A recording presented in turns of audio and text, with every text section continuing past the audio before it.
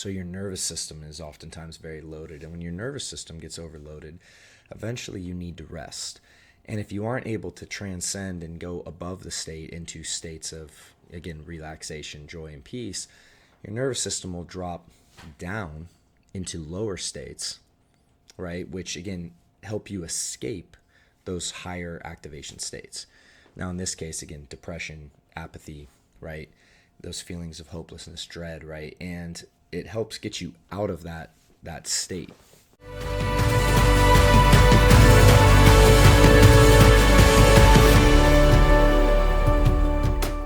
All right. Hey there, and welcome to this episode where I want to talk about emotional numbness or apathy and really what to do when OCD and anxiety has seemingly drained that joy out of your experience in life. So this is one of those things that's not necessarily fun to talk about, but I think is very important because we can't just look at OCD and anxiety as a singular item. And we really need to understand all the varying emotions and levels of consciousness that exist in when you go through an experience like this. Because a lot of times people just assume it's like, well, OCD is just fear or just anxiety. And it's like, well, no, OCD is actually you having initial states of fear, and then you're having strong states of desire to do compulsions to alleviate that fear.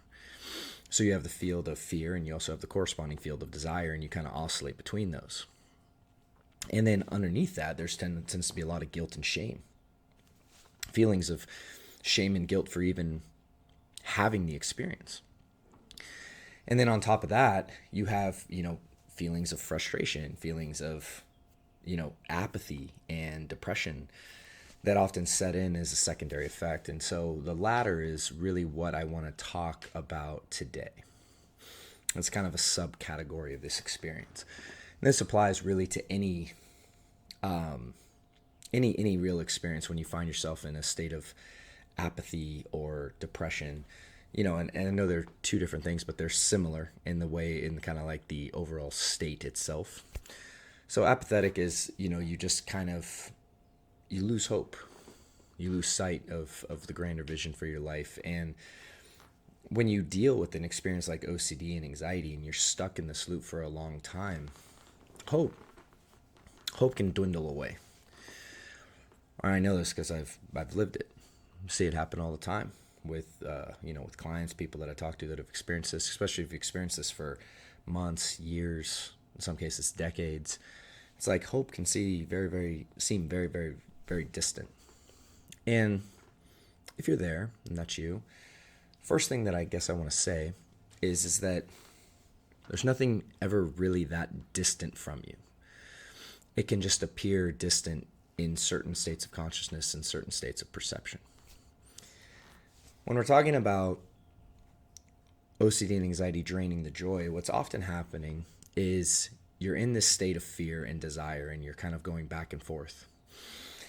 And that's a very hyperactive state, right? So you feel this immense fear and then this strong desire to do compulsion, then immense fear, then a strong desire to do compulsion. It's very, very, it's like the engine's running really, really fast.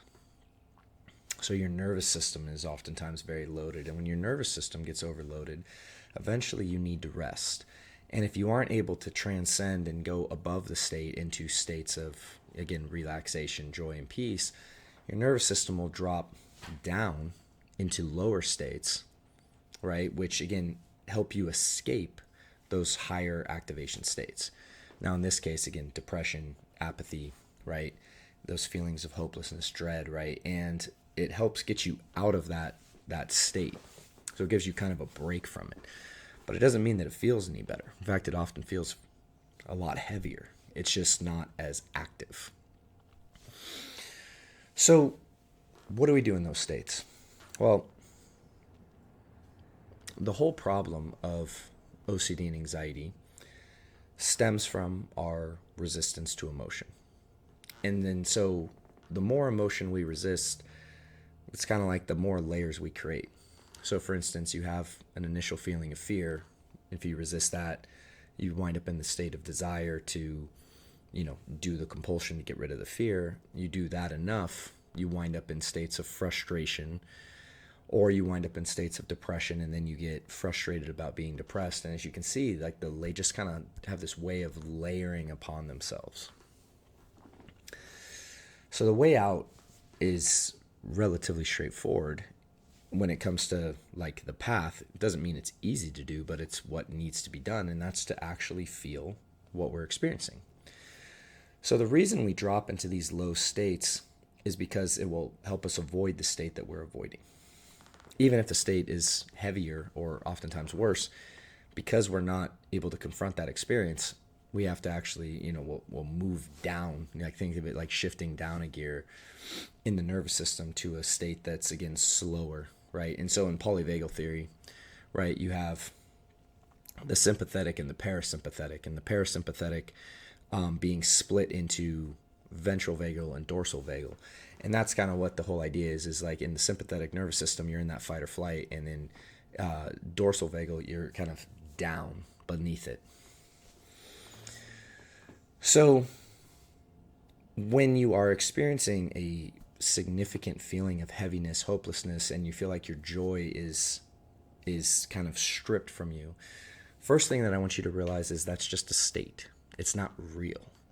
One of the things we need to learn about the levels of consciousness is each level of consciousness is just that. It's a level, it's a state. And in that state, you're in a certain field, and in that field, you're going to have a certain perception. That field is going to generate certain thoughts automatically and cause a certain life experience, right? That's just what happens. So in the state of hopelessness, like, this is going to go on forever, I can't do this, right? All of that stuff, a totally normal experience. That's just what happens in that state. So if that's what you're experiencing, you don't listen to the mind, right? You don't engage in the thought. You don't try to challenge or fight against. You need to release the feeling of apathy, of depression, of hopelessness, right? And so you really find that in your body. And then what you need to do is really move back to the state that you were avoiding. So instead of fear, let's look at grief. This is probably I think an easier one to comprehend. So let's say that someone suffers a loss in their family. They have an immense amount of grief, but then they find out and they kind of wind up in a state of depression. Well, the reason that one ends up in a state of depression is because they're not because of the grief, but because they're avoiding the grief. See, grief, like anything else, can be experienced through. Fear can be experienced through. Desire can be experienced through. Anger, any of the emotions. You can actually experience them to their completion, from start to finish. Our avoidance and escape of emotion is what creates these compounding problems. So when someone experiences a loss and they have an initial onset of grief, and then because they're resisting that, they become depressed from the pressure of that emotion, and then they're in this state of depression, well, that depression can carry on, not because depression itself is its own thing, but because it's its own escapism from the grief. The person has to have the courage to then go and actually confront the feelings of grief and sadness that they're experiencing from that loss. Once you do that, the depression obviously alleviates. Same thing here with fear and anxiety, and when it comes to the OCD and anxiety loop, you don't focus necessarily on feeling through, again, the apathy and the hopelessness and depression. You can, you should feel it.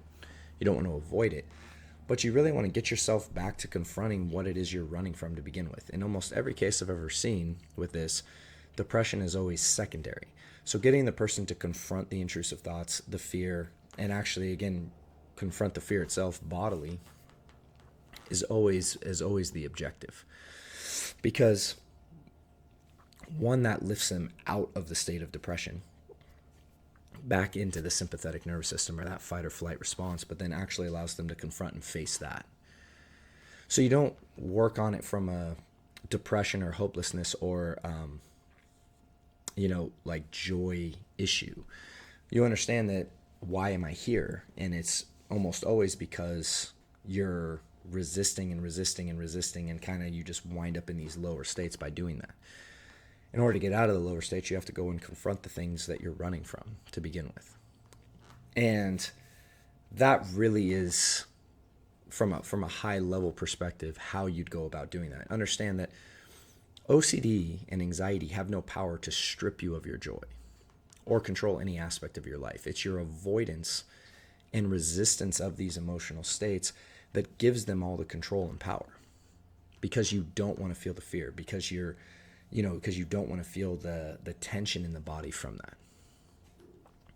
So that escapism, the issue is, while it works temporarily, it compounds, because like I said, you go from fear to desire to depression or apathy to anger to pride to shame to guilt, right? And one initial emotional experience resisted creates this layering effect of other emotional experiences, negative lower emotional experiences, just kind of stacking on. So I hope that's helpful. I hope that makes sense. And again, what we need to do in these situations is actually move our awareness to the very thing that we're initially running from, initially attempting to escape. And by confronting that, you're again able to get out of the depression, move into the higher fields, and be able to confront and let those run their course. And then that actually allows you to move up beyond that. So with that, hope this was helpful. And looking forward to seeing you on the next episode. Hope you have a great week and a great day, and I'll talk to you soon. Hey there, this is Matt Codde, and I just want to say thank you for taking the time to watch that episode. And if you found it helpful, we have some other episodes available for you as well that we've linked here. And if you're looking for additional resources, I have links down in the notes, or you can head over to restoredminds.com/start to get started with some new free resources that we have available. Thanks so much, and look forward to seeing you soon.